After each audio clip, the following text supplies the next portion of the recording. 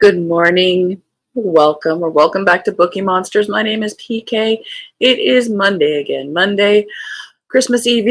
It is December the 23rd, and we are here to look at the new releases that have been published this week. Quick announcements. I don't have any sprints tonight. I think they're on either Tiffany's or Storm's tonight. I will have them tomorrow, though, Christmas Eve. We're going to be starting an hour earlier than usual. Normally it's at 8 p.m. Eastern Time. Tomorrow they'll start at 7 p.m. Eastern Time. We'll go for as long as we feel like. Also, quick announcements. I won't have a morning show tomorrow or Thursday, mostly because there's not a lot of books being published this week. Each day after today is only like 3 books in each genre, so decided to not fight it. So on Thursday we'll be looking at all 3 genres that we usually do on Tuesday, Wednesdays, and Thursdays. We'll be looking at mysteries and thrillers, romance, and fantasy sci-fi on Thursday. Hi Kim, good morning. Did you have a good weekend? Hi, Emily. Hello. I can actually watch. I'm so sorry we're not going to have them on Tuesday and Wednesday. It's just there's not a lot of books there. Usually I'm arriving at work and unpacking, checking email when you go. You have 2 weeks off. You are going to enjoy very much, not just the whole time, but the not having to go. I think we might be off tomorrow. We are really heading in that direction. How you doing on the Sanderson? I saw you were in the 200s yesterday. I'm having a book hangover, so but there's no rush on what I'm going to read next. Of course, another announcement in January, I'll be doing the readathon again of the Midwinter Hist Mist. So read as thou wilt of any historical mysteries. Well, I'm on a boil order due to... Oh, no. Oh, no. Girlfriend, it's always something. Shoot. Well, hunker down. You've got a good book. Have some snacks. Discord shows Stormy. Okay. It's on Stormy's channel. I didn't do much reading yesterday as I did a lot of laundry. Oh, yeah. Get that all out of the way. All righty. Oh, yes, and tonight we will have chapter 23 of our Advent Calendar Cozy Mystery Bedtime Read Aloud on the spin-off channel Tales for Bookeemonsters. Oh, my nose is itching.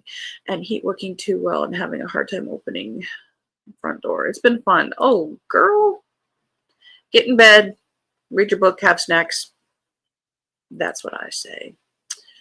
Hist Mist is January, did you say? Yes. Twice a year, the Midsummer Hist Mist and the Midwinter Hist Mist. And January is our Midwinter Hist Mist. Had a wonderful weekend with my Missouri family, staying at my daddy's until Thursday. Oh, I'm so glad that you're able to enjoy. Fantastic. Speaking of Hist Mist, we will start with a series I enjoy on our Cozy Mysteries. There's always Cozy Mysteries.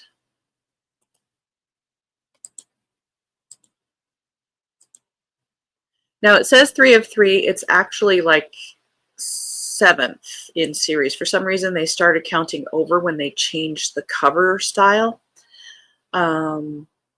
So this is actually a 7th in the Useful Woman series. Start with the Useful Woman. This is Matter of the Secret Bride by Darcy Wilde. I do enjoy this series. I am a little bit behind. I think I haven't read the last book yet. King George IV is petitioning Parliament for a divorce from his queen on the grounds of her adultery, but rumor has it that the king secretly married Maria Fitzherbert long before he married the queen. Now Mrs. Fitzherbert has been robbed, and she's frantically calling on Rosalind for help. Because what those thieves took is proof that she and King George did really marry. That single piece of paper could destroy Mrs. Fitzherbert and her family, or it could prove the king guilty of bigamy. Rosalind races to investigate. With her is ex-Bow Street officer Adam Harkness, with whom Rosalind shares a complex and rapidly intensifying bond. But a case of theft soon turns to murder. Josiah Poole, a disreputable attorney specializing in helping debtors and who has been seen entering Mrs. Fitzherbert's house, is found brutally murdered. Mrs. Fitzherbert has debts. Could she have staged the theft and employed Mr. Poole to sell the marriage certificate? Or is the truth even more complicated? Mrs. Fitzherbert's daughters have secrets of their own, and Poole himself has no shortage of enemies. So, if you are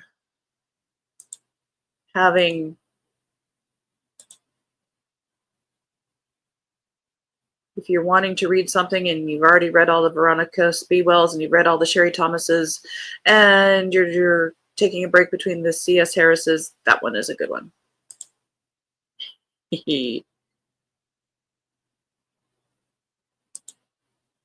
I'll have to put Study in Scarlet Women on my TBR now. Oh, I adore that series. Kim, they are flying back today. Oh! Good morning, Mary. Happy Monday. 2 madcap days before the big day. Hope everyone is doing great and enjoying the season. Back at you, baby. And I think you saw my instant message for saying thank you. I'm not quite sure if you did, but just want to say again, thank you. Elena, good morning. Just finished Bitter Paradise. Oh, by Ross Penny. Let's give it to you. Yay! Congratulations! Woo! Good job. How are you doing? Hi, Elena. And rated it 4.5 stars. That is definitely a good rating.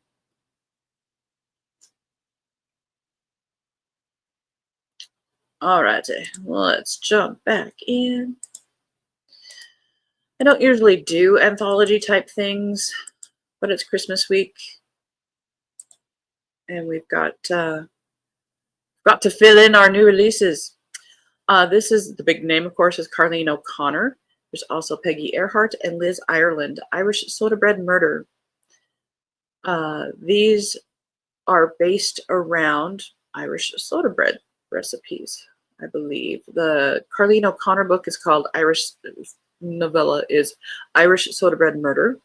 Peggy Earhart's is An Irish Recipe for Murder. Liz Ireland's is Mrs. Claus and the Sinister Soda Bread Man. I won't go into each one of those because they are each have a large paragraph, but there you go if you want to read a collection of novellas. Now this series I have not read, but I adore the covers. The covers are just absolutely stunning to me. I would have these as posters. I tried to read it and it was not hitting for me, the writing style, but I haven't given up yet. But I believe these covers are just absolutely gorgeous. This is by Andrea Hicks. I don't know who she bribed, had dirt on, murdered somebody to get such gorgeous covers, but they are beautiful. Murder at the Christmas Casino is this. This is book number 13, so she's got 13 gorgeous covers. Have I mentioned she's got gorgeous covers? You are good. Oh, good to hear. Thanks for asking. You are welcome, honey bunny. All we have planned today is library. That's all you have time for. Library takes all day. I need to hit Wi-Fi so I can download some books to my tablet. Oh, yes. London, Christmas, 1925. Camille and Richard thought they were in for a festive evening out when they were invited to a glamorous Christmas celebration at one of London's most exclusive casinos, the London Ivy Rooms, invited by the enigmatic drinking game. Lady Agnes Dunbar, whom they had previously met under mysterious circumstances in Cairo. The event promises glittering lights, high-stakes gambling, and a touch of Christmas magic. But when the holiday cheer takes a dark turn and a dead body is discovered among the revelers, it becomes clear that not everything is as it seems.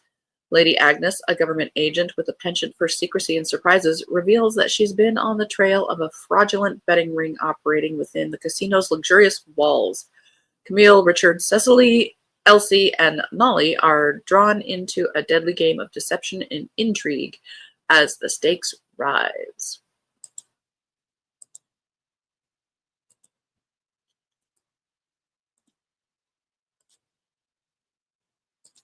What dead body? Book number 33 in the Chronicles of Brother Hermitage by Howard of Warwick. I've not read this series. 33 books. How does Brother Hermitage investigate a murder when he isn't allowed to mention the murder? Wat the Weaver is told that a body was left on his doorstep, and so the situation is absolutely clear. There was no body, no one has died, and he probably doesn't even have a doorstep. Meanwhile, Hermitage can work out what has happened, without telling anyone, obviously. Interrogating people is completely out of the question. Inquiring whether anyone is missing will only cause trouble, and under no circumstances must anyone mention that the body had a touch of the Norman about it.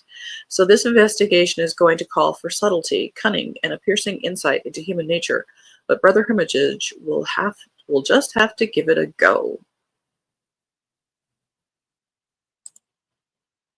Huh. Interesting.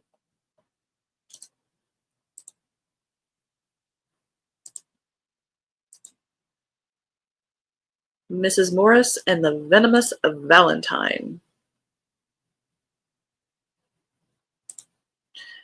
I have the Camille Devine series on my TBR. Yep. Does she have gorgeous covers? I know, but I might not have mentioned it. Gorgeous covers. And I've heard that she has gorgeous too. I know! It's a secret, but the computer wrote that since Word, not me. Apparently the computer thought I needed the word since instead. Oh, that's okay. Or should I say since? Yes. It pleases me greatly. Mrs. Morris and the Venomous Valentine by Tracy Wilton, 9th in the Salem B&B Mysteries. A full house is nothing new to Charlene and her ghostly friend Dr. Jack Strathmore, but this Valentine's Day, their Salem, Massachusetts inn isn't filled with romantic couples. Instead, every room is booked by formerly famous photographer Dane Stallone for a Cupid-themed calendar he hopes will jumpstart his sagging career. Though Charlene's hands are full with a dozen gorgeous models, Dane is the only diva, pitching fits, making unreasonable demands, and generally being a mood killer until a real killer strikes and puts the whole shoot on ice.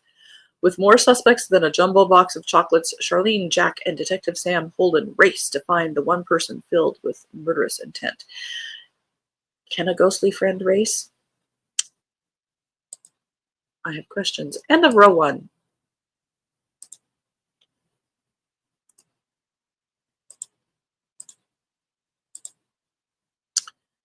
The Case of the Missing Maid. Nippy here in Virginia, 14 degrees. Holy moly! I think that's colder than we are. We are starting in the 20s, but we are having a green Christmas. It is going to be hitting 50s again. The Case of the Missing Maid by Rob Osler, first in the Harriet Murrow series. Chicago, 1898. Rough around the edges, Harriet Murrow has long been drawn to the idea of whizzing around the city on her bicycle as a professional detective, solving crimes for a living without having to take a husband. Just 21, with a younger brother to support, she seizes the chance when the prestigious Prescott agency hires her as its first woman operative. The move sparks controversy, with skeptical male colleagues, a high-strung office secretary, and her boss, Mr. Theodore Prescott, all waiting for her to unravel under the pressure. Only an hour into the job, Harriet has an assignment: discover the whereabouts of a missing maid from one of the most extravagant mansions on Prairie Avenue. Owner Pearl Bartlett has a reputation for sending operatives on wild goose chases around her grand estate, but Harriet believes the stunningly beautiful Agnes Wozniak has indeed vanished under mysterious circumstances, possibly a victim of kidnapping, possibly a victim of something worse. With Mr. Prescott pushing a hard deadline, Harriet's burgeoning career depends on working through a labyrinth of eccentric characters and murky motives in a race to discover who made Agnes disappear. When her search leads to Chicago's Polish community and a new friendship in Agnes's charming older sister Barbara, clues scattered across the city slowly reveal just how much depends on Harriet's inexperienced investigation for answers and the deep danger that awaits once she learns the truth.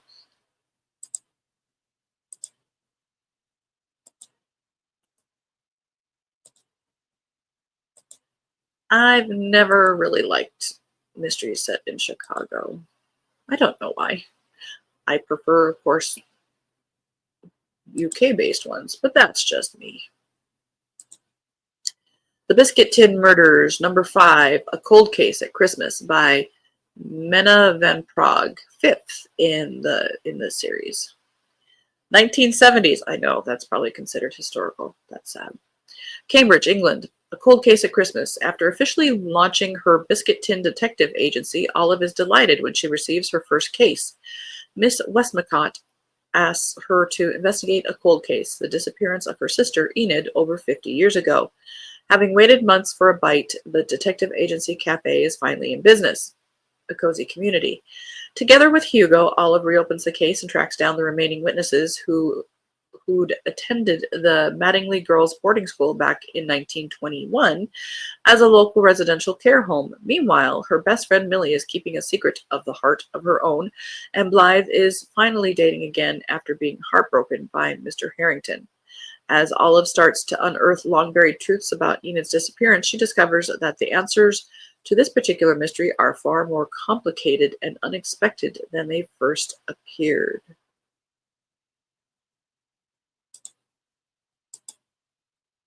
Yeah, they probably even consider the 80s and 90s as historical at this point. Now, this one, Royal Fright by G.J. Bellamy. 7th in the Sophie Burgoyne mysteries. I don't care. I understand what the cover is about, but it's just not attractive. That's all I'm going to say about that. London is about to explode, and Burgoyne's secret agency must stop the catastrophe, but only if they can find out who, when, where, and how before it's too late. Like, solve it. It's the 1920s, and people are expected to call upon their own resources and use their wits to accomplish whatever task is set before them, as Sophie finds out. She and her agents are catapulted into royal circles, where they attempt to do their very best. But when both king and country are imperiled, will their efforts be enough? Warning, may contain escapism and British humor. All right, I might have to check that out.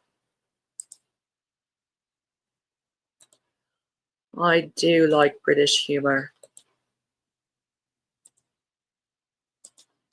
Mystic Mistletoe, Isle of Enchantment Mystery Book number 5 by Stephanie D'Amour.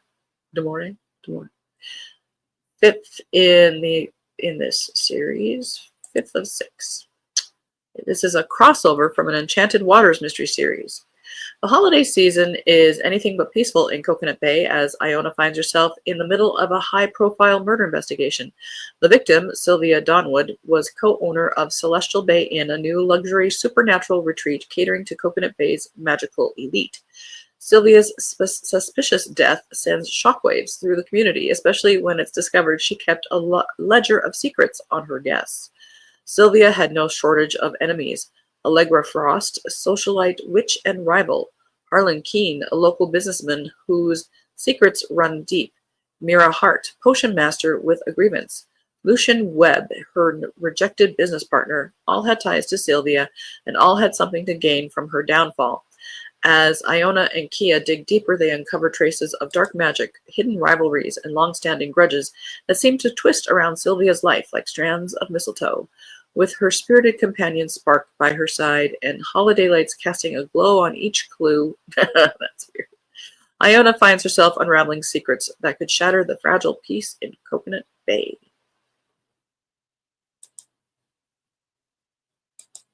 End of row 2.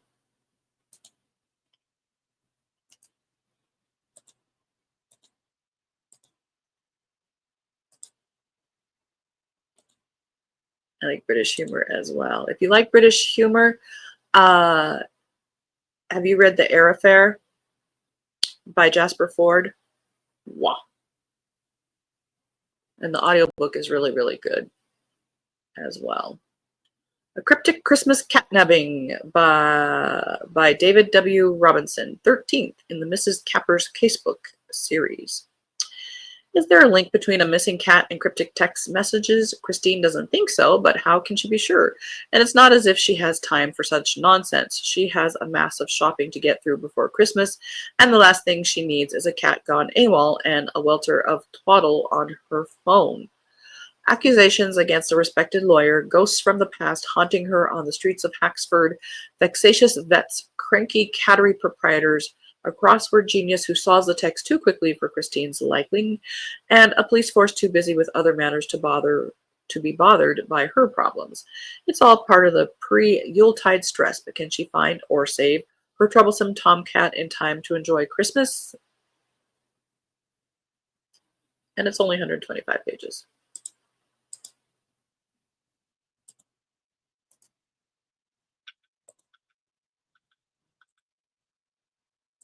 A Measure of Mayhem by Simone Steer, fourth in a Cafe Crimes Cozy Mystery series. Winter in Magnolia Grove means snowy streets, local cheer, and a feud so frosty it could rival the weather. When a polar plunge at the annual Frost Fest ends in murder, suspicion falls on the ambitious and some say cutthroat owner of Feda and Friends. Parker Hayes, part-time sleuth and full-time coffee fanatic, isn't convinced the case is as simple as it looks. Armed with a double shot of determination and her signature wit, Parker begins to uncover a tangled web of grudges, shady property deals, and small-town secrets, all brewing just beneath the surface. Can Parker and her friends untangle the truth, catch a killer, and still manage serving specialty drinks at Cacio Latte? Or will her sleuthing land her on thin ice with a cold-hearted criminal? Pour yourself a cup of intrigue. This book will keep you guessing until the very last page with its quirky characters, twisty turns, and delicious small-town drama. All right. Everybody remember that is where we parked. We'll be looking at these. See? I knew it. For sure on Friday. Possibly on Thursday if there isn't a whole lot to fill the time there. Again, quick announcement. I'm not going to be having the morning show tomorrow or on Wednesday. There's just not enough books being published this week because of the holiday. So on Thursday morning, we'll be back here and we'll be looking at the mysteries, thrillers, romance, and fantasy and sci-fi. And if there's time, some more of the cozy mysteries, but definitely some more of the cozy mysteries on Friday. Sprints tonight on Tiffany's channel, no, Storm's channel, and I'll have sprints tomorrow evening, Christmas Eve, and we'll be starting an hour early. I know Tiffany's doing some sprints too. I'm hoping we're not going to overlap, but I'll be starting at 7 p.m. Eastern Time. And tonight's channel, chapter 23 on Tales for Bookeemonsters spin-off channel in the Cozy Mystery Advent Calendar book that we are reading. Kim, have a great day. You too. Enjoy the library. Enjoy your family. Elena, thanks so much. Have a great rest of your day. We'll see you tomorrow. Emily, have a great rest of your day. Back at you guys. Thank you so much. Thanks so much. Have a great day, everyone. Don't stress. Just enjoy the time. Have some great mornings off. Well deserved for sure. Well, thank you. Merry Christmas. I will see you guys soon. Kim will be at church tomorrow night. Gotcha. Yeah, this is definitely for those who might just need some company or time to de-stress after a day. Will be in. Oh, nice. Enjoy. All right, guys, have a good Monday. Have a very good Christmas or Hanukkah, whatever it is that you celebrate. Hope to see you during sprints. Otherwise, I'll see you guys on Thursday, the candlelight service. We had to go every year for sure. That's one of the really, really nice ones. All right, be safe. You guys are in my heart. And as the banner says here, don't be a bookworm, be a bookie monster. Om nom nom. Have a good day. God bless.